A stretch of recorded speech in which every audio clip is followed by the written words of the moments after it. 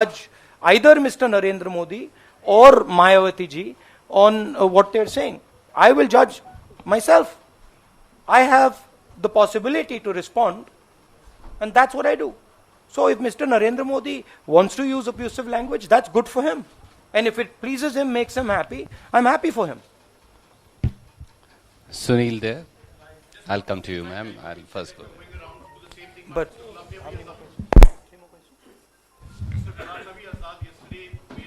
Statement and he reopened that whole issue because it shows a flexibility of the Congress party on the leadership issue.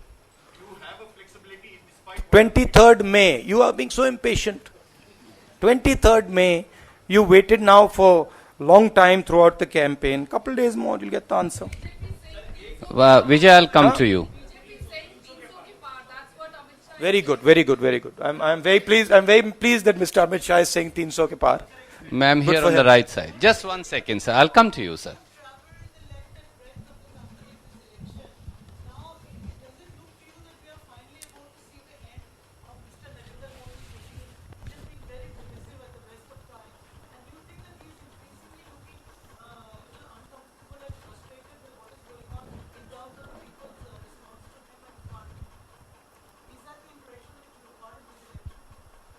That, yes. Would you like me to elaborate? I can elaborate a little bit if you want. If you're happy with yes, I'm happy with yes. Yeah. He fought the election. He came 5 years ago. And frankly, he had a huge opportunity. And as an opposition leader, I would have liked to see a prime minister of my country, of our country, who was moving this country forward. I would have liked to see Mr. Narendra Modi actually take on the challenge of joblessness.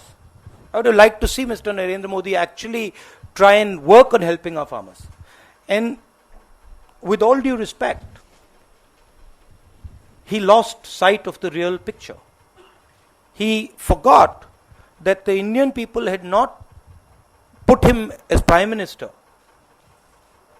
to give speeches and to tell the Indian people what he thought. They had put him in place to do a couple of concrete jobs. Unemployment, farmers' situation, economy, and put India on a trajectory, on a path, and give India a new vision. He chose to abuse our vision and then use our vision, which we ourselves accepted had stopped working in 2012.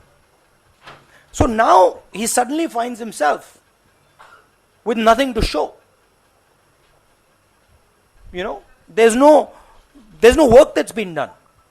And now he's distracting. You know, he'll probably do tomorrow or day after, he'll do one of the, you know, the seaplane type of things. You'll see some event that he will think up. I don't know what it is. Some event will be thought up that will be sort of the, you know, distract India event. We'll see it in the next couple of hours. But India is not going to get distracted. Mr. Fukan.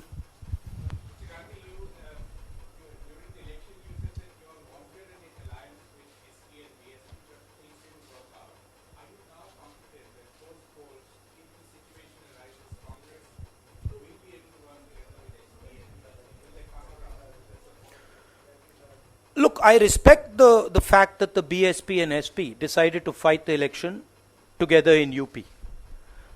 From a Congress party perspective, I have to push the Congress ideology in Uttar Pradesh. And I've got to fight for my space in Uttar Pradesh. I made it very clear to Jyotiraditya and Priyanka that priority number 1 is to make sure that the BJP loses. Priority number 2 is to push the Congress ideology. Priority number 3, which comes later, is win the Vidhan Sabha election, right? But ideologically, they're on the same page as us, broadly. I don't see Mayawati, Mulayam Singh Yadav ji, Mamta ji, Chandrababu Naidu ji, I don't see any of these people supporting a BJP, Narendra Modi government. So yes, we've had an alliance in a number of states, Maharashtra, Kerala, Jharkhand, Bihar, Jammu Kashmir. yes, we didn't have an alliance in Bengal, we didn't have an alliance in Uttar Pradesh, but by the way, secular formations are going to win the maximum number of seats in those states. Our strategy, I'll tell you a little bit. Our strategy about 2 years back was we were systematically going to close every single door for Mr. Narendra Modi could open. So we went state by state, state by state, state by state, and we proceeded to close every single door he could escape through. And we did it systematically, we did it in an organized fashion. I'm proud to say that we closed 99% of his doors. And today he's faced, and by the way, well, no, actually we closed 90% of his doors and he closed 10% of them for us. He helped us by being abusive towards people like Mr. Naidu, by being abusive towards people who actually had worked with him in the past. I think that's a tremendous job that the Congress party has done, and I'm proud to say, of course the people of India have done the job, Congress party has helped in its own way. I'm proud to say that we have fought Mr. Narendra Modi, we have fought the BJP, and we have protected, which is our main duty, we have protected the institutions of this country from Mr. Narendra Modi, from the BJP and the RSS, and we have done so successfully. This fight is about protecting the Supreme Court of India. It is about protecting the Constitution, about protecting the RBI, about protecting all the institutions that make up this great country. It is about protecting all these institutions that give voice to this great country. And I am, as an Indian, extremely proud that millions and millions and millions of people stood up with us and stopped Mr. Narendra Modi in his tracks. I'd like to conclude this press conference by saying thank you very much. It's been a pleasure working with you. Not only a pleasure, you must have seen that I have improved at press conferences. You've seen that?